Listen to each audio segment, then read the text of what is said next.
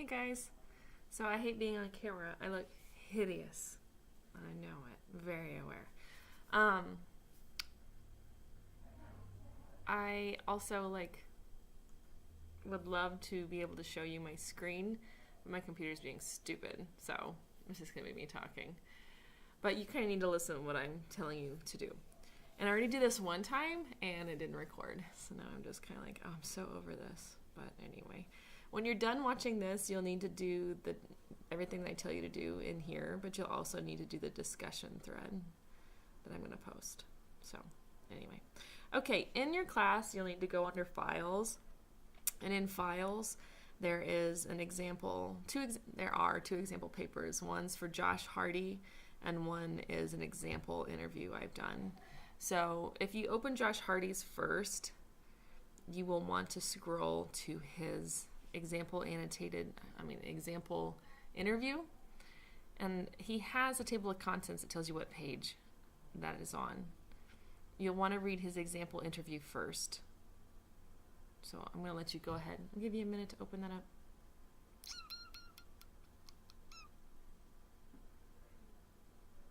Hanging out. You'll probably hear my kids scream once in a while. Like a random cat walking. Anyway, okay. You may not have it open, but I don't want to wait anymore. Okay, so once you open Josh's and you get to that interview, you don't have to read it right now. There's James. But once you do read it, the thing that comes after that is his transcribed interview, and I want to talk about that. So Josh found 3 codes, and coding is basically a fancy way to say that you're looking for themes. And the whole reason that you have to do this is that in the sciences, research is not taken seriously unless it is a number, basically, unless it can be quantified. And interviews are, oh gosh, they're such wonderful sources, but they're not taken seriously because they can't be quantified. So you have to qualify them. So this is considered qualitative research. So what you do is you go through these steps, you transcribe it, and then you code it, okay? You can still use interviews in research and not code it, but that's usually if you're working in like English or maybe sociology or psychology. But typically, if you're wanting to be taken seriously, you have to code an interview, especially in education. You have to code it. Oh my gosh, one of my cats. Hi, Boo. She's very needy. Okay. Anyway, so if you look at what I don't want you to take the time to read his interview yet, but if you look at what Josh has done, he has 3 codes. And Josh had a perfect paper, but I didn't really like the codes he chose, and I'll tell you why. Codes are umbrella terms. And when you have umbrella terms, they're like umbrella themes, and you want to fit themes beneath them to talk about. And I kind of felt like when he did human mind and body, he kind of could have done something different. Like he could have done psychology for A, and then underneath psychology, he could have done like A1, human mind, A2, or like human behavior, A2, anxiety, A3, jealousy, stuff like that. I think those are all things he talks about in his interview. And then for the second one, B, he could have done biology. And then he could have done B1, anatomy, B2, decay, B3, muscularity, stuff like that. So the broader umbrella term you have, the more smaller codes or little terms you can fit underneath your broader term. And that's really helpful because then you can find more codes throughout. The more codes you find, the easier it is for you to use this as research, and the more seriously it can be taken. So once Josh did that and found his codes, he went back to his interview and he read through it and he made little marks on it. So he'd be reading through it and he'd put like A1 when he'd see it, or A2, or B1, B2, or C1, C2, whenever he saw any of these things. I think his C was he was talking about the person he interviewed's credentials. So for that one, he could have done education.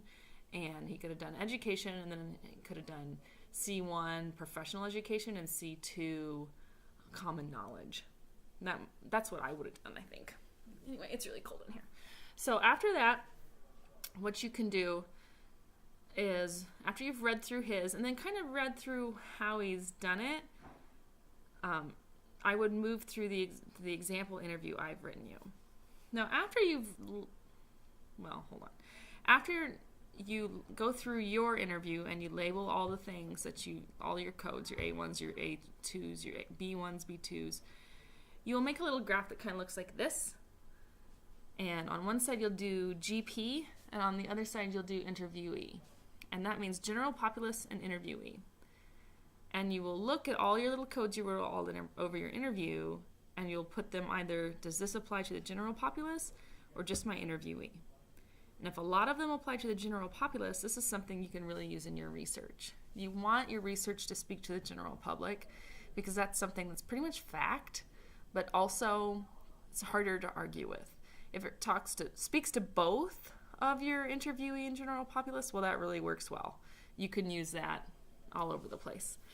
If it speaks to just your interviewee, that's something then you should say, maybe indicate, in my interview with Kelly Franklin, professor of, let's put me in sciences, which should be dangerous, professor of forensic psychology, it's stated that she knew a human body would decay in 2 weeks if it was left outside. However, her education is not in this type of science. Maybe I picked up that information because I work with people that know it. Or maybe I like to read about it. Does it mean that I can't be taken seriously? No. So you would just need to indicate that although my education is not in that field, I still am aware. So even though I am not an expert, I could still be trusted. So like that, if you can still use it even if it's just indicative of the person you interviewed, but you have to speak to that point. However, if it's indicative of the entire general populace, then you can just put it out there basically as its fact. All right. So when you get to the example interview I did, and I will tell you, I wrote it in like 5 minutes before class started. We had some students that were going to interview Professor Leonard, and they couldn't get into him because his schedule changed. So they were interviewing him right after class yesterday, and I wanted them to be able to practice coding, so I put this example interview in, and that's why it's in your class. So I know there's some typos because I seriously wrote it in 5 minutes. So please forgive me. However, I want you to read it, and I want you to go through, and I want you to try and code it. And the class yesterday came up with, I think, 3 codes and then a ton of subcodes on their own. Now, in your interviews that are anywhere from 5 to 10 minutes long or 10 to 15 minutes long, you may only come up with 2 codes, and that's okay. Now, underneath those codes, you'll want to shoot for at least 2 subcodes, okay, to work with.